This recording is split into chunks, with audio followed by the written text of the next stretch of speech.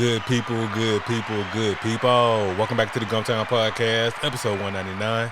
I'm Doug B. If you tuned in to this podcast, thank you for your time and your attention. I really appreciate you giving it a shot. Today's guest is the founder and owner of Youse Enterprise 2.0. I'm looking forward to this conversation. I'm sure we'll all be inspired by his story. Let's chop it up with Sam Youse.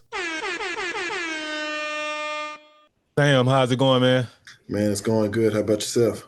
Glad to hear that, and all is well on my end, too. First things first, thank you for taking time out of your schedule to chop it up with me. I really appreciate it. Oh yeah, absolutely, man. Anytime.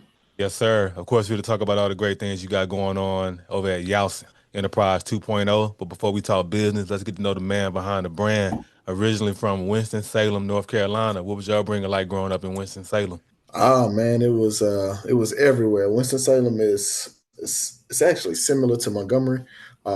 It's a small kind of family town surrounded by big cities. But I grew up in kind of the country and the city, so I kind of had the best of both worlds. Okay, sounds good. So with Winston-Salem being similar to Montgomery, like you were just saying, so it sounds like everybody knew everybody for the most part. Oh, absolutely. Everybody knew everyone. And if not, you probably was connected in some way because your extended family might have moved across town um, and created another family. So you went from 15 cousins to probably 100 real quick. Nice, man. That's great, man. And also, when you live in a town like that where everybody know everybody, it does like keep you accountable and keep you on your P's and Q's when you're out and about because somebody gonna see something and tell your folks, and before you know it, you gonna hear everybody when you get home. Man, you'd be surprised how many whoopings I got 3 weeks later because somebody told on me. Hey, man, that's part of the village, man. That's part of the discipline that's needed when we're growing up, man. Like we don't understand it when we're children, but when we become adults, like it all makes sense, you know. Oh, absolutely, absolutely. I'm grateful, but it was challenging. Yes, sir. Absolutely. So did you finish high school in Winston-Salem? So like what was your schooling journey like? Well, man, actually, I finished, to answer the question, I did finish high school in Winston-Salem. I started in a nearby city called Greensboro, North Carolina, which is about 20 minutes away where I started, of course, elementary. And I think, well, I know probably around middle school, I moved towards the Winston-Salem area. So I finished there. Okay, sounds good. And when you finished high school, did you go to college, military, or did you go right to work? No, man, I used to play a lot of basketball and football back in those days. So I had the opportunity of gaining a basketball scholarship to a Division II school in Leeds McRae College. It's in Banner Elton, North Carolina. So it's near Appalachian State University. So it's in the mountains of North Carolina. So I played basketball there, had an opportunity, and I played a little bit in Europe once I graduated college. And then from there, I went to get my master's in rehab counseling. And at that time, once I finished my master's, I actually worked for the state of Alabama in rehab counseling as a vocational rehabilitation counselor for a few years. Okay, nice, nice, man. What a journey, man. Appreciate you for sharing that. So, aside from you being an athlete at Leeds McRae College, like overall, what was that college experience like for you? Man, it was necessary. I believe that everybody should either go to college or the military, just because what it can provide, things that you things that you don't know that you may not have, like social skills and just diversity. Like I think it brings those things. And me going to a school like that, even though I was going for basketball, it brought those different things because we had a diverse group of students there from arts to athletics to just the studious type of subjects. And man, it was interesting and fun. God showed me a lot of things through my college years. Yes, sir, man. You said something key, man, just in terms of college and diverse group of individuals. I graduated from Alabama State University, so I definitely understand just the college element and just what that's like. Yeah, yeah, absolutely. Yeah, and I just understanding that the college element and you meet people from all over, East Coast, West Coast, Midwest, and I'm pretty sure you had the same experience. You met people from all over at Lee's McCray. Absolutely, absolutely. From everywhere, even across seas, we had a lot of students that were, from various places. So it was interesting to learn different cultures and to see how big the world is coming from a small city. Yes, sir. And also just that college experience, man, like you were saying as well. Like, and I agree, like everybody should experience college or military, something that teaches some type of structure or discipline. Because one thing about, especially, and I can speak from a college perspective, like when you go to college, it's not high school. Like you ain't got mom and dad waking you up, tell you to go to get on the bus.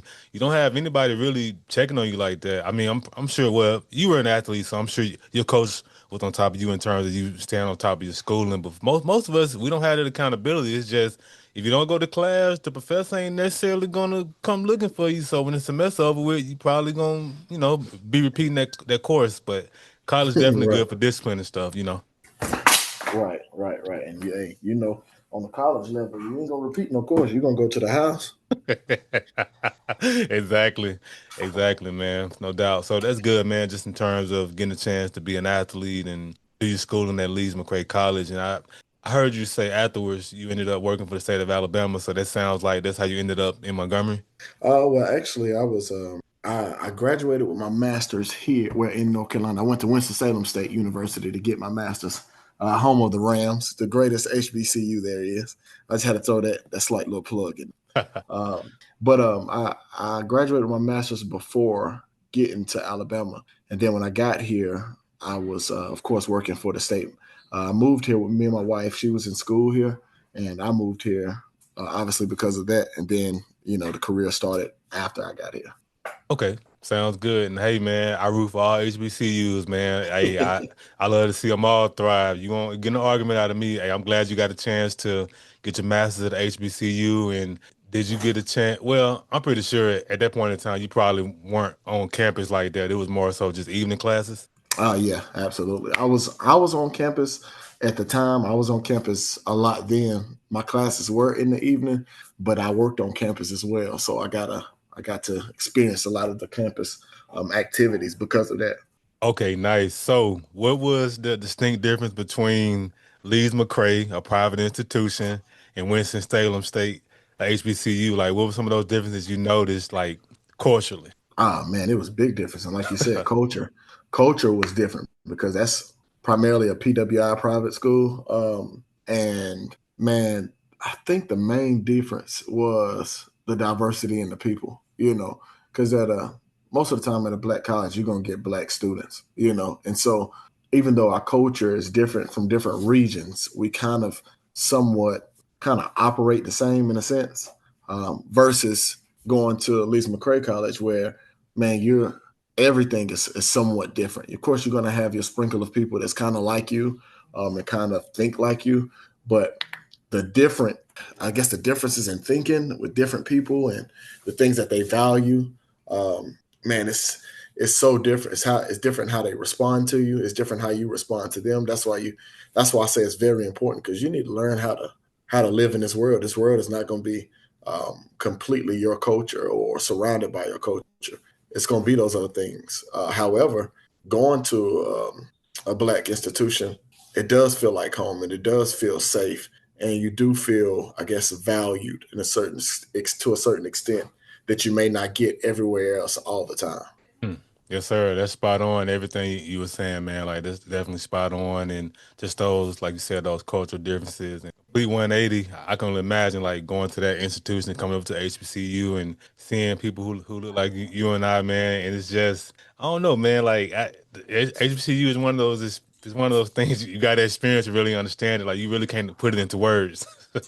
Right. It's a different experience, but it's so crazy because as much as you experience, and you know this at a HBCU, the foundation of it is family oriented. And I'm not talking about like your immediate family. I'm talking about the family that you created once you stepped on campus and saw somebody that looked like you. Right. Right. That's spot on. Like that's exactly it, man. I'm telling you, like some of my best friends, I didn't know them prior to going to college, but when you get to college, like you said, you see that person that look like you, and it's like a family element. Like, man, it just all just it's like it just feels like it's the right place to be. I'm not saying PWIs aren't for us, but at HBC, you just felt like you was at home, man. That's the best way I can describe it. Yeah, yeah, absolutely. And especially being any student, if you're leaving from high school, which is, primarily home for most people, and then you're deciding to go to a school a distance away, no matter how far it is, you're gonna want something that makes you feel comfortable and makes you feel home. And to know that you can go to just about any HBCU, whether it be 500 miles away, for a fact when you get there, that sense of home is going to be there. And if you don't know, as soon as you step foot on campus, it's gonna come right to you. So that's a plus. Yes, sir. Absolutely, man. That's spot on, and definitely was great just getting a chance to know a little bit about you and learn a little bit about your background. So let's talk about what we're here to really talk about. What you got going on at Youse Enterprise 2.0. So Mhm. as it relates to brand names and things of that nature, I'm always intrigued as to the origins of brand names and how they come about. And I know you having your last name in your brand name. I just got to ask you, Sam, like, what inspires you to name your company Youse Enterprise 2.0? Well, my grandfather, man, was a hardworking man. He worked at for a long time. He worked at the distribution center of a grocery store called Harris Teeter, which is popular in North Carolina. It's basically just like Publix, but it's called Harris Teeter, and he worked at the distribution center for a while.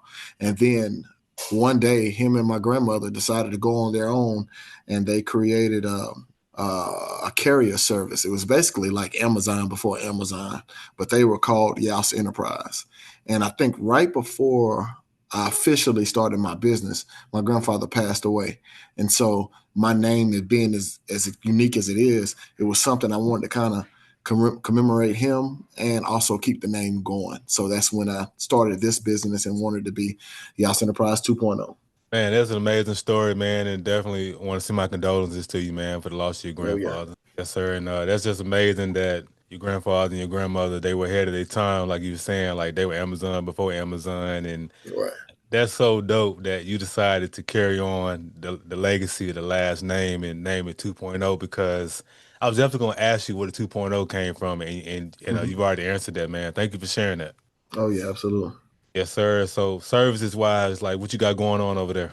Man, listen, we do anything cosmetic on a building.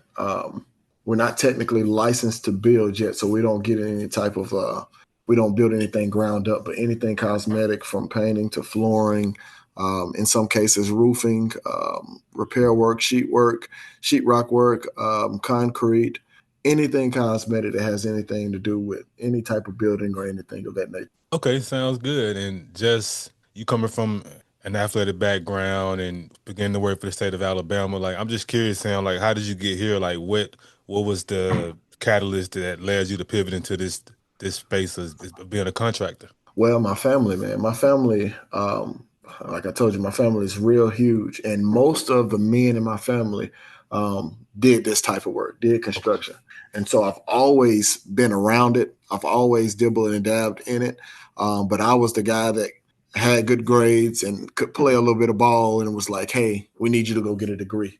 We need you to be able to kind of pull us along and be on that studious side of life, and so I just found my position in that approach until I got to that point to where I had the degrees and I was living that life and really wasn't satisfied, man. Really wasn't satisfied. And so I still did this stuff kind of on the side a little bit anyway, but that was my main profession, was being a counselor. And so when the opportunity came, really, when COVID came, man, we were all home for so long. So man, I just renovated my house and people liked it and asked me to do things at their house.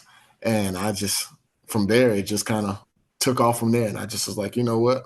I've done everything I was guessing, I guess, groomed to be and do, but I wasn't finding any type of fulfillment at the end of the day until I got to this point. And so I just took the bull by the horns and pushed on with this vision. And man, God has worked it out for me. So I think it was something I was always uh, ordained to do in a sense, but I just had to find my way.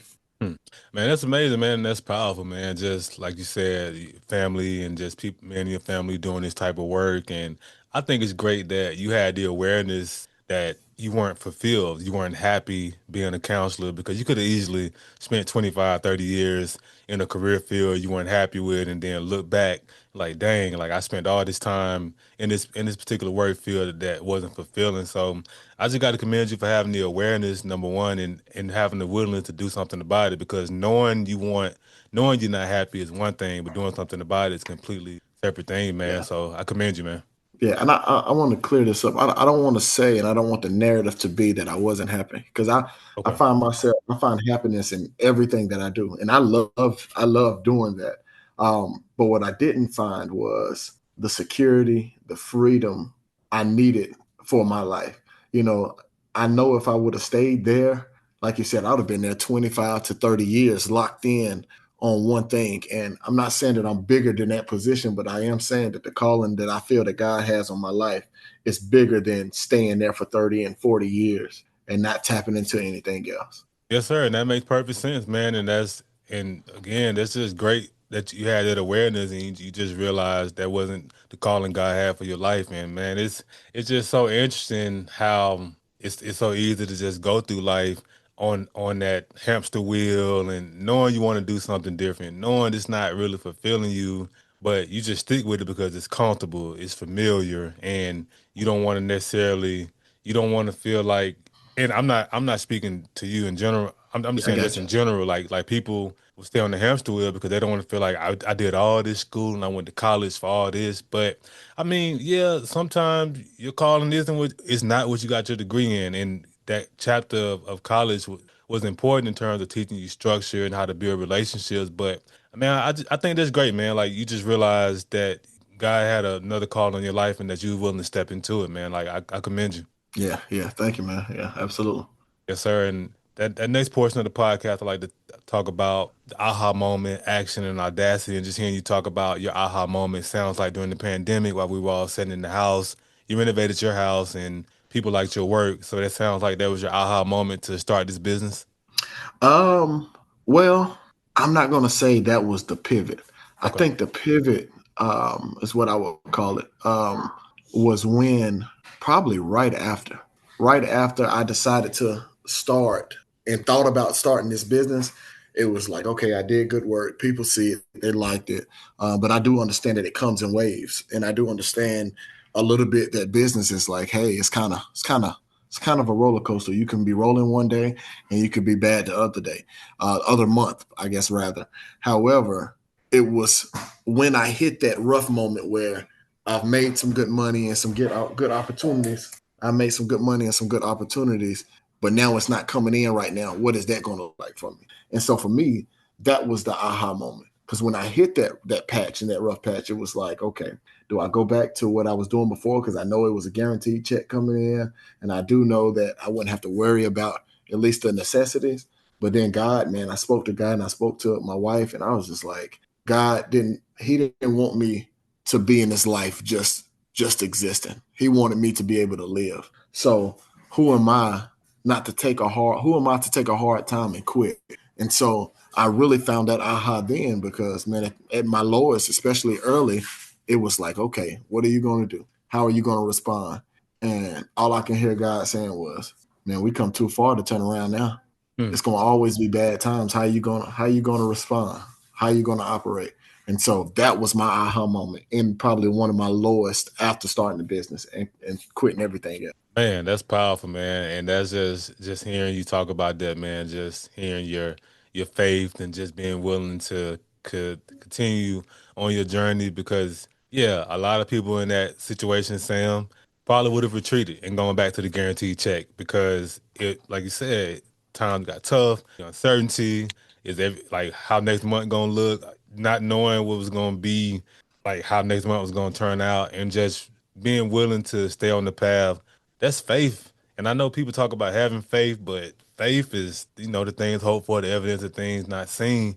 And just being willing to just stay on that faith walk and having that talk with God and not retreating. That's just commendable, man. And again, it's just that's and in those moments, like when God send those tests, I really believe God send us tests just to see if we really want what we prayed for, you know? Yeah, absolutely. Absolutely.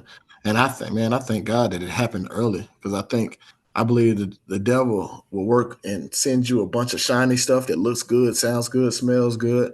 And the reality is the good is not in the shiny and the smelling good stuff. The good is in the times where it's just you and God.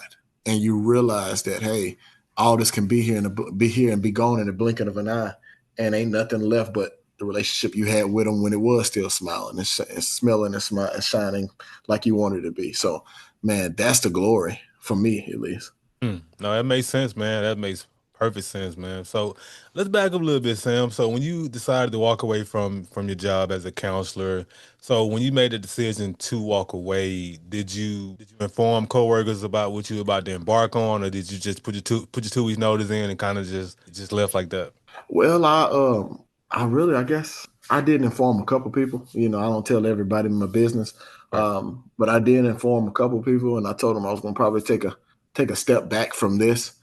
Even though my mission was to help people who needed some assistance, I can do that in the field that I'm in now. And so by then, I did give a 2 weeks. I really gave like a 2 month notice of when I was going to be leaving. But it was something, you know, I guess some people may say I told them quick or I made a decision quick or whatever. That could be some people's reality. And if so, that's what those people's reality I wanted to be anyway. So it's okay. Okay, sounds good, and I agree. You can't tell everybody everything, and that's great that you gave them a 2 month notice and didn't burn any bridges and just kept it professional and just that was great that you got a chance to walk away from that and step into what God calls you to do. And I mean that's amazing, and it's just cool and just hearing your career. It's like as a counselor, you were in the field of helping people, and now what you're doing with your business, you're in the field of helping people. So a lot of those transferable skills, I'm pretty sure some of that stuff that you used in counseling, you now applied in your business. Yeah, I guess so. I guess so. I've never been the type to, even when I was a counselor, I wasn't a counselor because I went to school. I was a counselor because God just made me like this. So it wasn't any type of techniques that I learned that I used every day. Um, Man, I really just, spoke from the heart and just tried to be an example. So in this field, it's the same thing. It's the same thing. So I definitely agree that those skills, kind of helped me and projected me to be better on this side of life. But I don't necessarily think it was something I got from counseling. I think what I have is something that came from God and God Himself. And so I was just able to take advantage of who He made me and how He made me. Mm, I like that. Yeah, that's a great way to put it. I like that, man. Like you just basically just utilize those gifts God gave you. Like you utilize those gifts in that realm, and now you utilize those gifts in this realm. I got it. Right. Yes, sir. So pretty much the next portion I would like to talk about is the action portion. So from the time you realized you wanted to start the business, how long did it take you to get the LLC and get all the business stuff situated? Well, that part wasn't hard. It's easier than you really think it is for most folks that don't know. That's just a matter of putting the paperwork in and getting everything paid for, which is not a lot. So I would probably say from the time I decided to start officially and just gathering the business and all these different things up, probably a week. As far as the boots on the ground, I guess you would say. It didn't take long for that part. Now I think as far as learning the business, how to operate on the business side versus just performing the work and the service. Now that's different. And that's something that I continuously learn every day because things change, laws change, access change, all these different things change all the time. So you will continuously learn that. But the foundation of business, although you will continuously learn that as well, I think that probably took me about 6 months to a year to get I guess a rhythm down of how to operate and to create my own based off what I saw, read, and experienced. So that's how I would answer that question. Okay, sounds good, man. That's good stuff. Just didn't take long to get everything situated and gain a flow of a routine. And hey, sounds like you got right to it. Didn't spend a whole lot of time overthinking. You knew what it was you wanted to do, and you got after Oh yeah, oh yeah, it. definitely, definitely. Once I started, you definitely better do some type of research before you get yourself in something you can't get yourself out of. Yes, sir. That's a fact.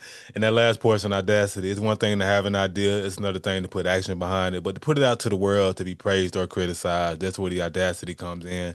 And just hearing you talk about your faith walk with God, man, it just sounds like you gave yourself the audacity to put this business out to the Oh yeah, yeah, yeah. Well, man, probably just like your life, my life hadn't been peaches and cream. So right.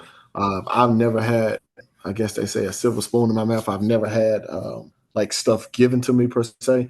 So all I know is trial and error for the most part. Now I've grew and matured and learned how to learn from others and stuff like that and research. But I think at the end of the day, you may do it one way. I might try to do it the same way you do it and not come out with the same success. So I need to find, like I said earlier, my own rhythm and everything, man, is trial and error. Don't be afraid to risk and don't be afraid to lose because you don't gain what you never had anyway. So if you lose what you never had, it's the same thing. You might as well get the positive out of it and potentially gain. And if you don't gain on the first try, you know for a fact what's going to get you there closer to the second try until you can at least perfect it enough to see some gains. Yes, sir. Spot on, man. 1,000%. Just everything you just said, man. I agree with it 100% wholeheartedly. And I mean, with you being a full time entrepreneur, husband, father, all the stuff that's on your plate. So with everything on your plate, Sam, like, what do you do to decompress?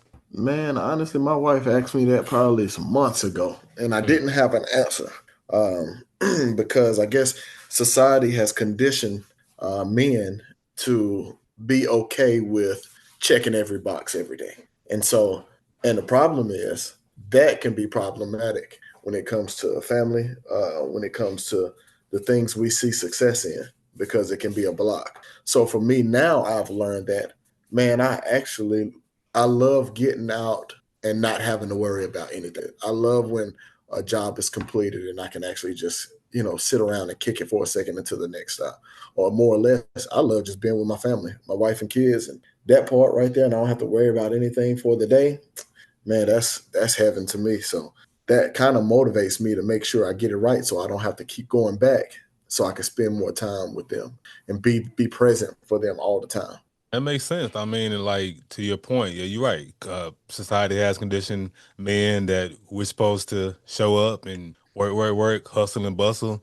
But it's also important for us to find those escape routes, those times, that me time, those things that help us get away from the hustle and bustle. And like that's great that spending time with your family is your escape from the work because I mean we all need some rest, man. I mean we can't work, work, work. I mean because otherwise we'll burn ourselves out and run ourselves in the ground, you know. Oh yeah, absolutely, absolutely. Yes, sir. And you've done great things with the business. I know great things are coming down the pipeline, which leads to my next portion, vision. What are some of your short term and long term goals for the business you feel comfortable sharing? Yeah, absolutely. Well, God has blessed me a lot, especially this past year and a half. So I'm definitely grateful. But I think short term goal is to probably gain about two or three 3 to 5 year contracts. And what that allows me to do is it allows me to increase my employees, which also allows me to help people and to give them some type of worth, some type of value, especially ones that have been down on luck or skills or whatever it may be. So if I can get 3 to 5 major 5 year contracts, that'll definitely fulfill that goal.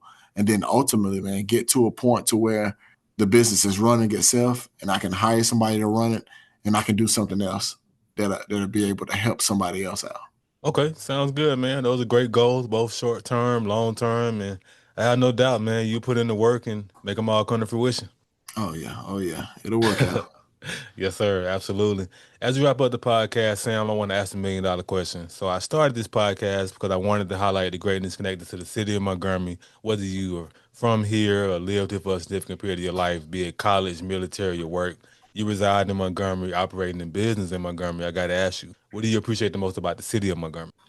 Man, the family aspect. Like I said, I come from a kind of a small major city, if you would say, and the fact that it is some good people here, and it is some history here of success. It's some history of here of some pain, and I think a lot of times some things get overshadowed.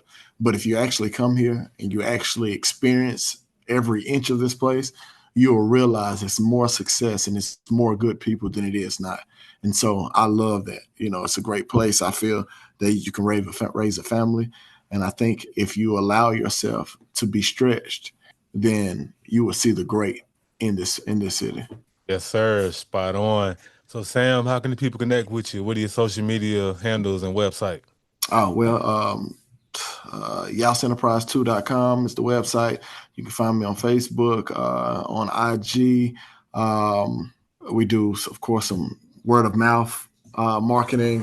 It's different places, more or less. You can always get contact information, anything you need, email, phone number, whatever it is to get in contact with us. Yes, sir. Too easy. And of course, I'll put all of that information in the description of the episode. Hey, Sam, thanks again for the conversation, man. I really appreciate it. Man, I appreciate it and thank you for what you're doing and much love and much success to you and what you got going on. Yes, sir. You too. Good All right, people that brother. conclude. Yes, sir. Good people that concludes another dope episode of the Gumtown Podcast. In the meantime, in between time, y'all know what to do. Be blessed, be safe, but most importantly, have the audacity to be you. Go.